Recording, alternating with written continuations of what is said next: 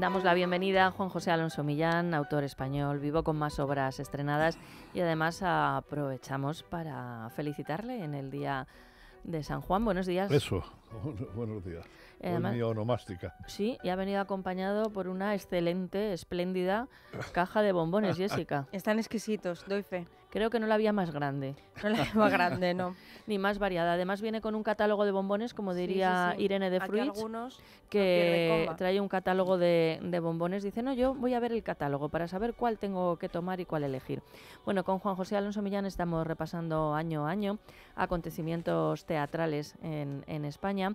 Nos quedábamos en el año 65, pero la semana pasada decíamos que íbamos a hablar de dos obras de Alonso Millán, cosa a la que se resiste, pero que a nosotros nos encanta saber. Sobre todo una de ellas, pues es una fecha muy importante para mi vida artística. Antes de nada quiero hacer un paréntesis diciendo que hay que saber envejecer. Envejecer es un arte y eso lo tienen pocas mujeres. Una mujer que no supo, yo creo, envejecer fue Marujita Díaz. Sí. Entonces, como saben ustedes, Marujita Díaz pues nos dejó ayer y hoy la están enterrando. A esta hora me figuro que la estarán enterrando. Ha sido una artista dotada para haber triunfado de la manera que triunfó ella, porque cantaba como Dios, bailaba, era buena actriz, era actriz cómica, quizás un poco apayasada, pero para la época era una actriz estupenda. Hizo además una comedia americana, Sweet Charity, que es Caridad de Noche, que es una comedia estupenda y la hizo muy bien, lo hacía todo bien, porque dominó el arte del teatro, entró a su faceta, luego enseguida fue al cine y además demostró saber ganar dinero espectacularmente en el cine, porque con la productora Fataco Santoni hizo varias películas y dieron mucho dinero. Como la mujer era famosa por no gastar un duro, creo que en su casa no tenía nada. Yo no he estado nunca en su casa, pero me dice todo el mundo que no había nada en la nevera, ni que había nada. Pero tenía muchas joyas, tenía mucho dinero, vivía en un chalet estupendo y ha vivido muy bien dentro de como ella quería vivir, de manera que yo creo que está bien este recuerdo que le hacemos y que sobre todo que yo creo que de los últimos 20 años perdió un poco la cabeza y se quedó parada en unos 50 años y claro, ya resultaba patética cuando se llegan a estas edades y se hace el ridículo de esta manera. Pues incluyo las operaciones mal hechas también, que hay que tener mucho cuidado también con las operaciones y según a qué edad se hagan, porque lo que no puede ser es estar continuamente haciéndose operaciones y en fin, pero esto es el lado anecdótico de Marujita. Sí quiero decir que ensayó conmigo una comedia que luego no hizo, sí, hace poco. La última que yo hice lo ensayó ella, luego lo hizo Silvia Tortosa, pero yo digo, venga Maruja, anímate, y ya no tenía ganas de ensayar ni de nada y no hubiera resistido tampoco el tute del teatro, pero ella no le faltaban facultades para estar en la movida, como decía ella, de manera que yo tengo un buen recuerdo de ella y yo creo que el público la debe recordar por todos sus éxitos. Pues eso es lo que tenemos que hacer, por supuesto que sí. Me parece muy bien que Juanjo Alonso Millán, siempre que alguna persona, bueno, pues nos abandona, fallece en el mundo del arte, la literatura, la cultura, pues le gusta hacer un recuerdo. Vamos con las obras. Bueno, el año 65 yo sigo estrenando, tenía una comedia escrita de humor negro también, porque en principio no es que me encasillara, pero yo parece que iba como para este humor negro, se llamaba El crimen al alcance de la clase media. Y entonces un empresario valenciano que había en Madrid me pidió una comedia para hacerla. Yo se la di y él montó una compañía que estaba muy bien con Susana Campos, que era una actriz estupenda y guapa, como poquísimas argentinas que han venido aquí de guapas, era una cosa sensacional y muy buena persona. Paco Piquer, que es un actor que gracias a Dios nos vive, que es estupendo, luego hizo muchas comedias mías. Luchi Soto, que es la gran Luchi Soto de las películas, casada con Luis Peña, estupenda persona, buenísima actriz, y María Basó, que eran unas características también de lo mejor. Las características siempre son buenísimas, pero esta tenía además esa dulzura y ese que requería el personaje de esta truculenta comedia de humor negro. Tuvo buena crítica, pero no pasó demasiadas cosas. A mí ya no me preocupaba nada porque esta comedia que se estrenó como en octubre, yo para el domingo de Resurrección ya tenía el estreno con Fernán Gómez y Analía. Por lo tanto, ya. A esto viene que es lo que yo quiero hablar de Mayores con reparos. Era una época en que Neil Simon el autor americano maravilloso estrena una comedia que se llama Sweet Plaza, que era una comedia de 3 historias.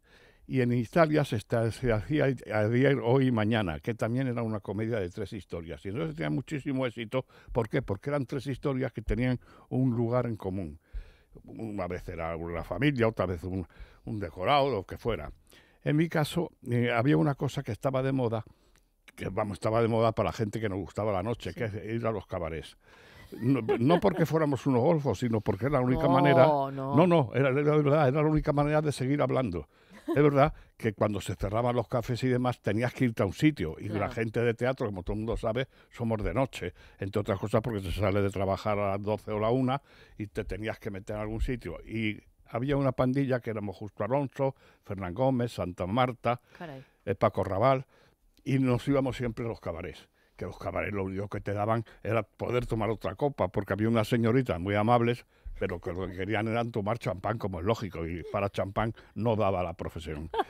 Entonces, y a mí me parecía un mundo muy divertido este del cabaret.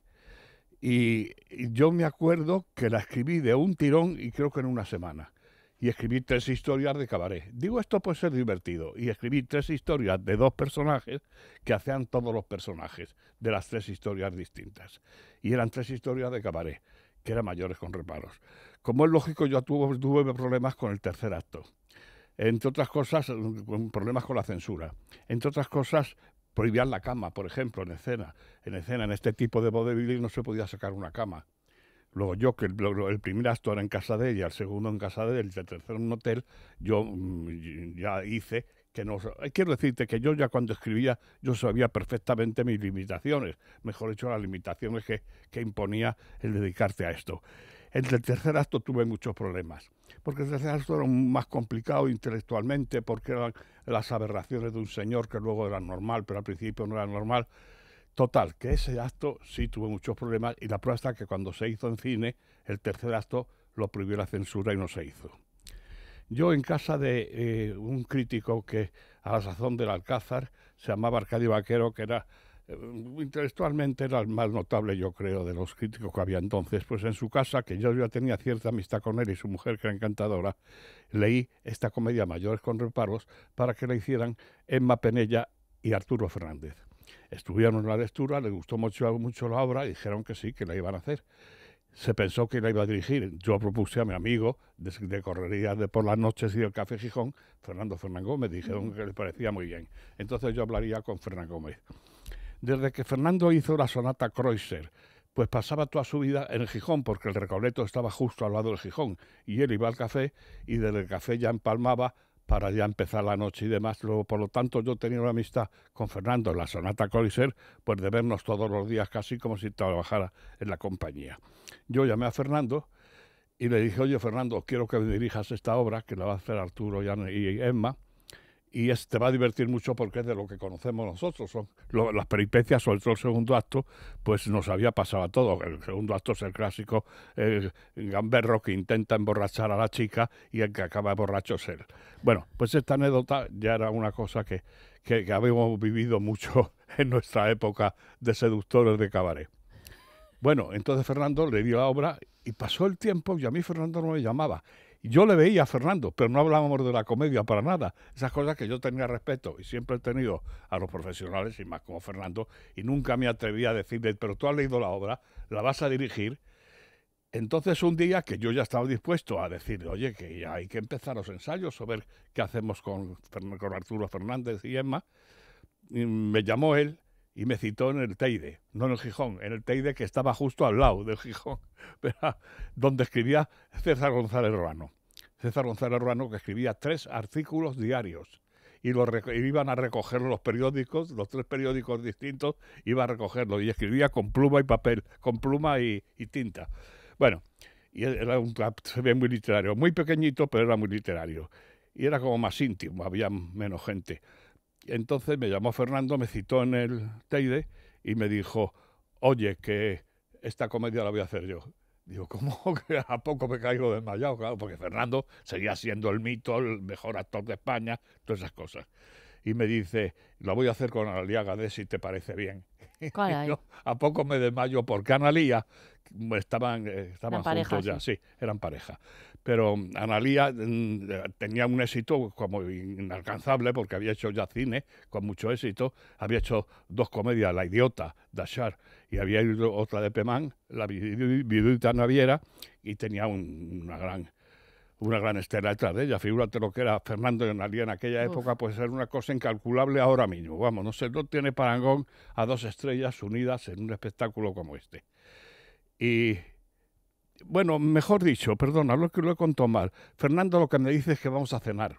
Ah, Sí, y a la cena, y que íbamos a cenar en el Biombo Chino, que era un sitio que iban atracciones. Iban gente italiana, sí. gente. Y era como un sitio en Madrid que iba a muchas atracciones. Dice, viene con nosotros Analía. Y cuando vimos la atracción que fuera, Sí. tampoco me decían nada, y dijo Fernando, vamos a casa de Analía, que quiere hablar Analía y yo contigo.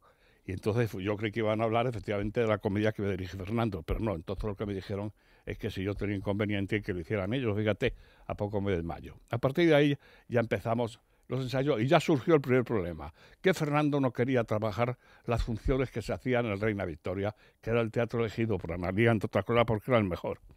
Y Fernando decía que él solo trabajaba como 10 funciones a la semana, y o sea, de jueves, y ahí entonces estaba trabajando 14 funciones, 14 funciones se hacían en el teatro. caray. Fernando dijo que 10. Naturalmente Lusarreta, que era el empresario, se negó. Y aquí empieza yo los problemas que tenía con la censura. Y Analía entre Fernando y Lusarreta para arreglarlo, que no se arreglaba de ninguna manera si yo, por otra parte, no arreglaba lo de la censura, que yo estaba dispuesto, como te he dicho siempre, y lo diré hasta que me muera, que yo sabía que había censura y que yo naturalmente hacía lo posible por estrenar. Lo vamos a dejar aquí, Juanjo, y parece vamos muy a bien. seguir la semana que viene porque es muy interesante el proceso y ya, bueno, pues esa reivindicación, digamos, laboral de las funciones, del número de Sí, funciones. sobre todo sirve para que veáis el teatro de la época, las vicisitudes que pasaban. Por supuesto que sí. Juan José Alonso Millán. Déjate de historias. Es radio.